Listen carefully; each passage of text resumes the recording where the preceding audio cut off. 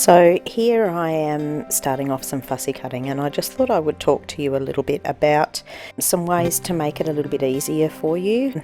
This kit is fairly heavy on the fussy cutting. If you choose, you can choose the B-sides and not do nearly so much if you so choose, but it does give you a lot of options for layering and making quite dimensional layouts if that's your thing.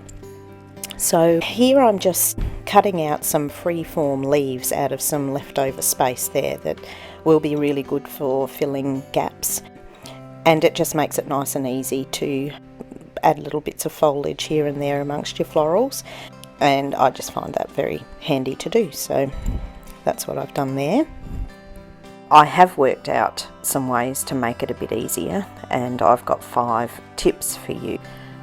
Number 1 is to fussy cut while you're busy with something else that doesn't require your hands. I often find that when I get my new kit, I get all my gear together, and on a Saturday night while I'm watching a movie, I can fussy cut and get most of it done without even noticing that I'm doing it because I'm watching something else.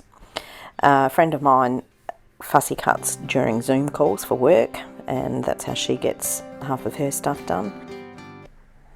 I also fussy cut when I've got people over to craft and we are doing more talking than creating, and for that reason you don't really notice what you're doing either, and you look down and you've got a big pile of fussy cutting without you even noticing. Number 2, the biggest tip would be to have nice scissors, because they make all the difference to your creating. Uniquely Creative have these scissors that you can see here, and they have been designed with fussy cutting in mind, and they have really nice soft ergonomic handles with super sharp fine tip for tiny crevices. They help enormously with hand fatigue and ease of use. Now, the other thing that you've probably all heard before is to turn the paper, not your scissors. Now, this makes quite a big difference.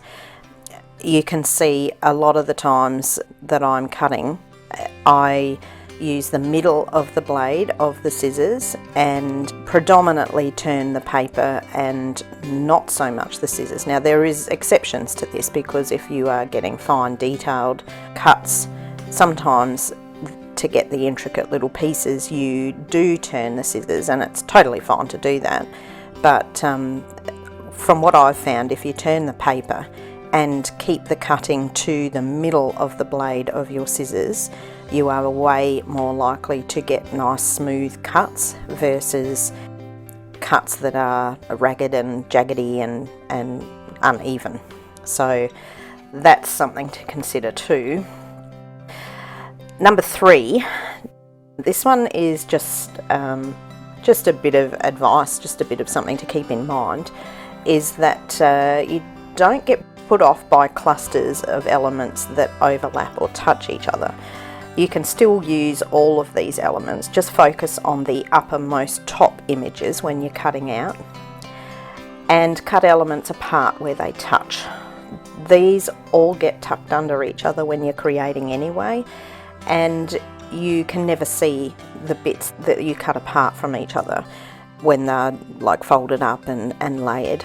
So it's also okay to reshape petals. Like if you've got an area that you've cut out a piece of and some of your petals missing, just shape that petal into a new petal shape and cut away the bit that's jagged and uneven where you might have cut leaves out from or something, because you're also never going to see that when you folded up your paper, and you can tuck areas under each other, but nothing is off limits if it's touching something else. Just keep that in mind.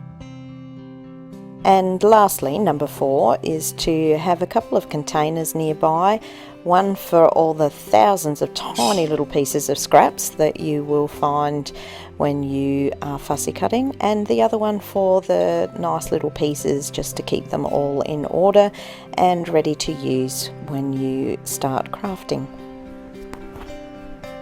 So they are my tips for making fussy cutting a little bit easier. Just enjoy the process. It's quite therapeutic when you don't stress about it. Okay, I will continue on with this layout and let you watch with some music back on.